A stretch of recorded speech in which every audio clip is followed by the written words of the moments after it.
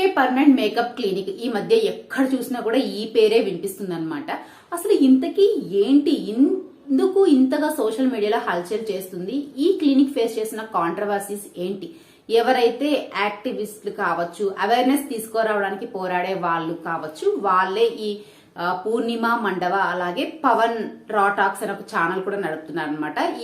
వీళ్ళిద్దరూ కలిసి అసలు ఈ క్లినిక్ పెద్ద ఫ్రాడ్, ఇందులో అసలు డాక్టర్సే లేరు, అసలు ఇది ఎంసీఐ గైడ్ లైన్స్ నే ఫాలో అవ్వదు అని చెప్పేసి ఒకవైపు ఇలా చెప్తుంటే, వీళ్ళు చెప్పిన ఒక 45 రోజుల తర్వాత అయితే ఈ హెచ్కే పర్మనెంట్ మేకప్ క్లినిక్ వాళ్ళ ఫౌండర్స్ కావచ్చు, మేనేజర్ కావచ్చు, లేదా చైర్మన్ అని కూడా చెప్పుకోవచ్చు అనమాట. వీళ్ళు 45 రోజుల తర్వాత అయితే రెస్పాండ్ అవుతూ మీడియా ముందుకైతే వచ్చారు.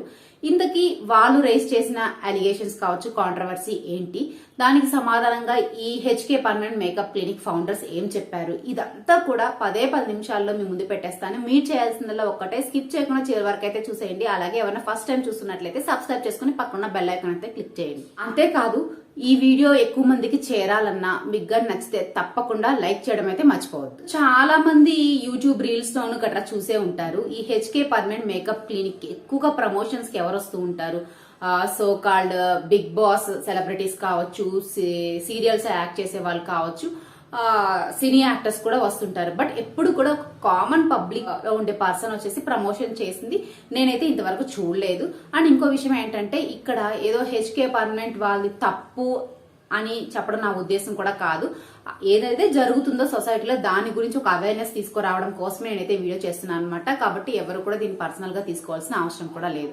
ఇకపోతే ఎవరైతే ఈ Harshitha Karthik, HK permanent makeup clinic ఉంది కదా, హర్షిత కార్తిక్, వీళ్ళు అసలు డాక్టర్సే కాదు, అంటే ప్రొఫెషనల్ డాక్టర్సే కాదు. ఇప్పుడు ఒక డాక్టర్ అంటే ఒక ఎంబీబీఎస్ ఒక 6 సంవత్సరాలు, తర్వాత పీజీ ఒక 3 సంవత్సరాలు, ఇంకా స్పెషలైజేషన్ ఒక 2 సంవత్సరాలు చేసి ఇలా ఒక 10-12 ఏళ్లు కష్టపడితే ఒక ప్రాపర్ డాక్టర్ గా సొసైటీ గుర్తిస్తుంది అనమాట.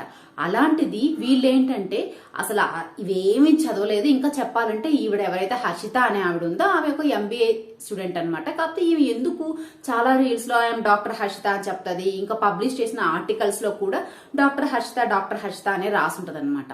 అంతేకాదు వీళ్ళు ఇప్పటి వరకు అయితే 4 ప్లేసెస్ లో అయితే వీళ్ళ బ్రాంచెస్ అయితే పెట్టారు. అదైతే హైదరాబాద్, విజయవాడ, వైజాగ్ అండ్ రీసెంట్ గా బెంగళూరులో కూడా ఓపెన్ చేశారనమాట. మరి ఇన్ని క్లినిక్స్ పెట్టారు కదా, ఇన్ని బ్రాంచెస్ పెట్టారు కదా, బట్ ఎంతమంది డెర్మటాలజిస్ట్ డాక్టర్స్ ఉన్నారు? ఇప్పుడు స్కిన్ అండ్ హెయిర్ కి ట్రీట్ చేస్తున్నారంటే ఖచ్చితంగా ఒక డెర్మటాలజిస్ట్ ఉండాలి. బట్ వీళ్ళ క్లినిక్స్ లో డెర్మటాలజిస్ట్ ఉన్నాడా అని ఈ క్వశ్చన్ కూడా రైజ్ చేశారు. ఎవరైతే వీళ్ళంతా ఫ్రాడ్ అని చెప్తున్నారో వాళ్ళు, ఎవరైతే ఈ పూర్ణిమ మండవ అలాగే గారు, వీళ్ళైతే ఈ క్వశ్చన్స్ అడిగారు అనమాట. అంతేకాదు హాస్పిటల్ అన్నాక, క్లినిక్ అన్నాక ఒక కన్సల్టేషన్ ఫామ్ ఉంటుంది, అలాగే ప్రిస్క్రిప్షన్ ఫామ్ కూడా ఉంటుంది. బట్ వీళ్ళ క్లినిక్స్ లో ప్రిస్క్రిప్షన్ ఫామ్ ఉండదు. ఏ మెడిసిన్స్ అయినా, ఏ ట్రీట్మెంట్ అయినా కూడా మొత్తం కన్సల్టేషన్ ఫామ్ లోనే రాస్తారు అని చెప్పారు. బట్ ఇది ఎందుకు ఇలా చేస్తున్నారు? ప్రాపర్ ప్రిస్క్రిప్షన్ ఫామ్ ఎందుకు మెయింటైన్ చేయట్లేదు అంటే, ఇప్పుడు ఎవరైనా ఏదైనా డాక్టర్ కానీ ఒక ప్రిస్క్రిప్షన్ ఫామ్ లో ఏముంటుంది? డాక్టర్ నేమ్ ఉంటుంది, హాస్పిటల్ నేమ్ ఉంటుంది, వాళ్ళు చేసిన డిగ్రీస్, క్వాలిఫికేషన్స్ ఉంటుంది, ప్రిస్క్రిప్షన్ రాసేసి కింద సంతకం పెడతారు. సో ఎవరైనా మెడిసిన్స్ రాసినప్పుడు ఆ మెడిసిన్ యూజ్ చేయడం వల్ల, ఆ ట్రీట్మెంట్ తీసుకోవడం వల్ల ఏమైనా బెడ్స్ కొట్టినా, సో ఏదైనా తేడా జరిగినా ఆ ఒక్క ప్రిస్క్రిప్షన్ ఫామ్ తీసుకెళ్లి మనం ఎంసీఏ వాళ్ళకి ఇస్తే వాళ్ళు కేసు నమోదు చేసి లీగల్ గా యాక్షన్స్ తీసుకుంటారు. ఈ లూప్ హోల్ ని బేస్ చేసుకుని వాళ్ళు అసలు ప్రిస్క్రిప్షన్ ఫామే పెట్టలేదు. ఏ ట్రీట్మెంట్ అయినా, ఏ మెడిసిన్స్ అయినా ఈ కన్సల్టేషన్ ఫామ్ నే రాస్తారు. అండ్ ఇక ఫీజు విషయానికి వస్తే విత్ జిఎస్టీ, వితౌట్ జిఎస్టీ అని చెప్పి, అంటే జిఎస్టీ లేకపోతే ఒక 10,000 ట్రీట్మెంట్ అనుకోండి, 10,000 కట్టించుకుంటారు. జిఎస్టీ విత్ జిఎస్టీ అయితే ఒక 11,000 అలా కట్టించుకుంటారు అనమాట. ఇలా వేరియేషన్స్ కూడా ఉన్నాయి. ఎందుకు అసలు ఈ ప్రిస్క్రిప్షన్ ఫామ్ మెయింటైన్ చేయట్లేదు అని ఈ క్వశ్చన్ కూడా రైజ్ చేశారు. కాదు, అసలు ఈ హర్షిత ఎవరైతే ఉందో ఆమె అసలు ప్రాపర్ డాక్టరే కాదు. ఈ క్వశ్చన్ రైజ్ చేస్తే దీనికి హర్షిత ఏం చెప్పుకొచ్చిందంటే, నేను డాక్టర్ని కాదు, నేను డాక్టరేట్ ని నా సర్వీసెస్ గుర్తించి, అంటే ఇక్కడ డాక్టరేట్ అంటే ఏంటంటే ఏదైనా పర్సన్ ఏదైనా సేవా రంగంలో కానీ ఏదైనా సర్వీస్ చేస్తే వాళ్ళకి ప్రభుత్వమే గుర్తించి డాక్టరేట్ ఇస్తారనమాట. అలాగే ఇప్పుడు డాక్టరేట్ రాజేంద్ర ప్రసాద్ కావచ్చు మెంబర్స్ ఉంటారు. బట్ ఈవిడ ఏం సర్వీస్ చేసింది? స్కిన్ అండ్ హెయిర్ కి చేసిన దాని సర్వీసెస్ లోనే తీసుకుంటారా అన్న విషయం పక్కన పెడితే, ఈవిడ ఒక 6 నెలల్లోనే డాక్టరేట్ సంపాదించింది. అది కూడా ఆ థాయిలాండ్ లో ఏదో కోర్స్ చేసి విత్ ఇన్ 6 months లో డాక్టరేట్ సర్టిఫికేట్ అయితే తెచ్చేసుకుంది అనమాట. సో ఇప్పటికైనా నువ్వు డాక్టర్ కాదు కదా, డాక్టరేట్ కదా, ప్రజల్ని ఇలాగా రీల్స్ లోకి వచ్చేసి ఐఎమ్ డాక్టర్ హర్షిత అని చెప్పేసి ఫుల్ డాక్టర్ వేసుకునే ఆప్రాన్ హెడ్ క్యాప్స్ ఇవన్నీ ఫుల్ అటైర్ మొత్తం వేసుకొని నువ్వు ఇలా చేస్తుంటే ఖచ్చితంగా పబ్లిక్ ఎలా తీసుకుంటారు? వాళ్ళందరినీ మిస్లీడ్ చేసినట్టే కదా అలా చెప్పడం అని చెప్పేసి ఈ క్వశ్చన్ కూడా రైజ్ చేశారనమాట. అంతేకాదు అసలు డెర్మటాలజిస్ట్ లేరు, ఇలా 4 బ్రాంచెస్ పెడితే వీళ్ళ వెబ్సైట్ లోకి వెళ్ళి ఓపెన్ చేసి చూస్తే ఇద్దరు డెర్మటాలజిస్ట్ పేర్లే కనిపిస్తాయి. వీళ్ళు సో ఒకే ఊర్లో ఉన్నారంటే ఎలా కూడా తిరిగి మేనేజ్ చేస్తారు, బట్ ఇలా 4 ప్లేసెస్ లో ఉంటే వాళ్ళిద్దరే ఎలా మేనేజ్ చేస్తారు అని ఈ పాయింట్ కూడా రైజ్ చేశారు. ఇక పక్కన పెడితే తాజాగా విజయవాడలో వీళ్ళు పెట్టిన బ్రాంచ్ లో అయితే అసలు డెర్మటాలజిస్టే లేరు. 2003 ఇయర్ మొత్తం అసలు డెర్మటాలజిస్టే లేరు. దుర్గా భవాని అనే ఆవిడ ఒక డెంటిస్ట్, ఈవిడే మొత్తం కన్సల్టేషన్ దగ్గర నుంచి ఫుల్ ట్రీట్మెంట్, పేషెంట్ లోపలికి వచ్చి బయటకు వెళ్లేంత వరకు ఫుల్ ఈవిడే చేస్తారు అని ఇలాంటి ఒక అలిగేషన్ కూడా పెట్టారు.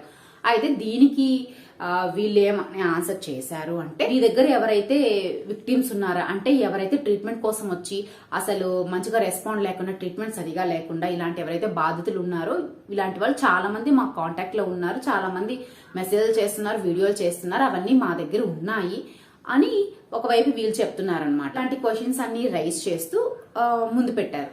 అయితే దీనికి ఈ హెచ్కే క్లినిక్ ఫౌండర్స్ ఒక 45 డేస్ తర్వాత ముందుకు వచ్చేసి ఏవో పేపర్ ఫామ్స్ అవి ఇవి తీసుకొచ్చి మా దగ్గర డాక్టర్స్ అందరూ ఉన్నాడు చూడండి మాదంతా రిజిస్ట్రేషన్ అయ్యింది అని చెప్పేసి వాళ్ళు చెప్పేది చెప్పారనమాట. అంతేకాదు చెప్పడంతో పాటు ఎవరైతే ఈ పూర్ణిమ గారు ఉన్నారో ఏమైతే ఒక ఫిజికల్ ఫిట్నెస్ కోచ్ అనమాట, ఆమె మీద మళ్ళీ అలిగేషన్స్ రైజ్ చేశారు. అసలు మీరేం చేస్తున్నారు, ఆన్లైన్ లో ఇంతమందికి మీరు ఫిట్నెస్ కోచ్ గా పనిచేస్తున్నారు, ఒక్కొక్కరి దగ్గర 20,000 30,000 చార్జ్ చేస్తున్నారు, ఈ లెక్కన మీరు ఎంత సంపాదించుంటారు అని చెప్పేసి ఇలా చాలా చాలా చెప్పుకొచ్చారు. దీనికైతే ఇమీడియట్ గా పూర్ణిమ గారు అయితే విత్ ఇన్ 24 hours లోనే వాళ్ళు రైజ్ చేసిన క్వశ్చన్స్ అన్నిటికీ ఆన్సర్ చేసి పడేశారనమాట. అవును మీరు చెప్పింది నిజమే, నేను 20,000 అలా చార్జ్ చేస్తున్నాను, బట్ నేను సర్వీస్ స్టార్ట్ చేసి 15 సంవత్సరాలైంది. నేను ఎప్పుడు కూడా మీలాగా ఎథిక్స్ లేకుండా ఇల్లీగల్ గా ఒక షార్ట్ వేలో సంపాదించలేదు. 15 సంవత్సరాల నుంచి నా కెరీర్ స్టార్ట్ అయితే నేను ఒక అథ్లెట్ గా వచ్చాను. నా ఊరిని, నా జిల్లాని, నా రాష్ట్రాన్ని, నా దేశాన్ని కూడా రిప్రజెంట్ చేస్తూ నేను ఆడాను. ఆ తర్వాత కోచ్ గా వచ్చాను, కోచ్ అండ్ డైటీషియన్ గా కూడా చేస్తున్నాను. నేను స్టార్ట్ చేసినప్పుడు 600 రూపాయలతో స్టార్ట్ చేశాను, అది ఇప్పుడు ఇంతకొచ్చింది అని చెప్పి చెప్పుకొచ్చారు. ఇంతేకాదు వీళ్ళైతే ఇంకా ఏం అడిగారంటే, ఎవరైతే హర్షిత కార్తిక్ ఉన్నారో వాళ్ళకి అడ్వకేట్ ని పెట్టుకున్నారనమాట, నాగూర్ గారిని. సో ఆయన మళ్ళీ ఇంకో క్వశ్చన్ రైజ్ చేశారు, మీరు ఎంత తప్పు చేసి ఉండకపోతే రీసెంట్ గా 2-3 ఫిట్నెస్ సెంటర్స్ ని క్లోజ్ చేసుకున్నారు అని చెప్పి చెప్పుకొచ్చారనమాట. దీనికి కూడా పూర్ణిమ గారు మంచిగానే రెస్పాండ్ అయ్యారు. మేము 2019 స్టార్టింగ్ నుంచే కొంతమంది కన్వీనియంట్ కోసం కొన్ని ఆన్లైన్ క్లాసెస్ స్టార్ట్ చేసాము, అలాగే ఆఫ్లైన్ ఉంది. ఒక వీక్ లో ఒక 2 రోజులు ఆన్లైన్ వచ్చినా 3 రోజులు ఆఫ్లైన్ లో వచ్చే వాళ్ళు ఉండేవాళ్ళు. సో అలాగా మేము అలా నడుస్తూ ఉన్నది. వన్స్ ఎప్పుడైతే ఈ కోవిడ్ వచ్చిందో అంటే 2019 ఎండింగ్ కల్లా కోవిడ్ వచ్చింది. సో 21, 22 ఇలా పీక్స్ లో ఉన్నది. అప్పుడు ఏమైందంటే ఎలాగో మేము ముందు నుంచి ఇది ఆన్లైన్ ప్రాక్టీస్ చేస్తున్నాం కాబట్టి మాకు చాలా ఈజీ అనిపించింది. So maximum of the members ఆన్లైనే ప్రిఫర్ చేసేవాళ్ళు. సో అలాంటప్పుడు ఇవి ఎందుకు అని చెప్పేసి మేము అవి క్లోజ్ చేసేసాం తప్పించి మేము ఏదో ఫ్రాడ్ చేసామన్నా అదంతా కాదు అని చెప్పి ఆవిడ చెప్పుకొచ్చారు.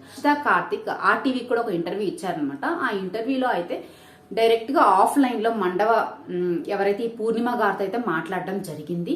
ఆమె సేమ్ ఇదే క్వశ్చన్స్ అడిగారు. అసలు విజయవాడ బ్రాంచ్ లో 2023లో డెర్మటాలజిస్ట్ డాక్టర్ ఉన్నారా, ఉంటే ఎవరు, వాళ్ళ పేరు చెప్పండి, ఆమె ట్రీట్ చేసిన మొత్తం రికార్డ్స్ అన్ని బయటికి తీయండి అంటూ క్వశ్చన్ చేశారు. బట్ దీనికైతే ఈ హర్షిత కార్తిక్ అయితే అసలు ఏం రెస్పాండ్ అవ్వలేదు. ఉన్నారు, ఖచ్చితంగా ఉన్నారు, మేము చెప్తాము, బట్ ఇలా ఓపెన్ గా చెప్పము. ఎందుకు అంటే దీనివల్ల వాళ్ళు ప్రాబ్లమ్స్ ఫేస్ చేయడం మాకు ఇష్టం లేదు.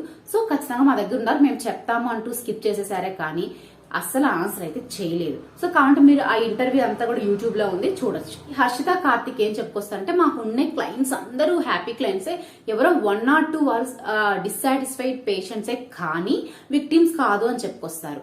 బట్ దీనికి ఈ పూర్ణిమ గారు కావచ్చు, పవన్ గారు కావచ్చు ఏం చెప్తారు అంటే, మీరు విక్టిమ్స్ కాదని కొట్టిపడేస్తున్నారు, మీరు సో కాల్డ్ హ్యాపీ క్లయింట్స్ అని చెప్పే వాళ్ళందరూ కూడా సెలబ్రిటీసే. ఈ బిగ్ బాస్ లో వచ్చిన వాళ్ళు కావచ్చు, బెట్టింగ్ యాప్స్ ప్రమోట్ చేసిన వాళ్ళు కావచ్చు. సో మీరే చూసుండొచ్చు వీళ్ళ ప్రమోషన్ల అన్నిట్లో కూడా ఎవరుంటారు, ఈ ప్రియాంక జైన్ ఉంటది, విష్ణుప్రియ ఉంటది, లాస్య ఉంటది, ఇలాగా బిగ్ బాస్ లో వచ్చిన వాళ్ళు సీరియల్ యాక్టర్స్, సినీ యాక్టర్సే ఉంటారనమాట. అండ్ ఇంకో క్వశ్చన్ ఏంటి అంటే, ఈ ఆర్టీవీకి ఇచ్చిన ఇంటర్వ్యూలో ఆ ఇంటర్వ్యూ చేసే ఆవిడ క్వశ్చన్ అడిగారు, మీరు ప్రమోషన్ చేపిస్తున్నారు కదా, సో వాళ్ళకి డబ్బులు ఇస్తారా అంటే, లేదు మేము డబ్బులు ఇయ్యము అని చెప్పారు. అయితే ట్రీట్మెంట్ చేయించినందుకు వాళ్ళు మీకు డబ్బులు ఇస్తారా అంటే, లేదు వాళ్ళు కూడా ఇవ్వరు అని చెప్పారు. దీనికి ఈవిడైతే ఇంకేముంది, ఇది పార్ట్నర్షిప్ బేసిసే కదా అని చెప్పేసి అయితే అడగడంతో, అలా కాదు వాళ్ళు విల్లింగ్ తోనే వచ్చి చేయించుకున్నారు అయితే చెప్పుకొచ్చారనమాట. అయితే ఎట్ లాస్ట్ చివరగా ఏంటి అంటే, ఈ హెచ్కే క్లినిక్ వాళ్ళు మాత్రం మేమేం ఫ్రాడ్ కాదు, మా దగ్గర డాక్టర్స్ ఉన్నారు, డెర్మటాలజిస్టులు ఉన్నారు, మేము ప్రాపర్ గానే ట్రీట్ చేశాము, ఏదో 1 or 2 పేషెంట్స్ మాత్రమే సాటిస్ఫై అవ్వలేదు అని వీళ్ళ వైపు చెప్తుంటే, ఎవరైతే ఈ అలిగేషన్స్ రైజ్ చేసి అవేర్నెస్ కోసం పోరాటం చేస్తున్నారో ఈ పూర్ణిమ గారు కావచ్చు, పవన్ గారు కావచ్చు, వీళ్ళేం చెప్తున్నారంటే, అసలు మేము ఈ హెచ్కేని కావాలని టార్గెట్ చేయలేదు, మేము కొన్ని సెలెక్ట్ చేసి పెట్టుకున్నాము, ఆ లిస్ట్ లో ఇది కూడా ఉంది, అది మా తప్పు కాదు, అది వాళ్ళ ప్రాబ్లం.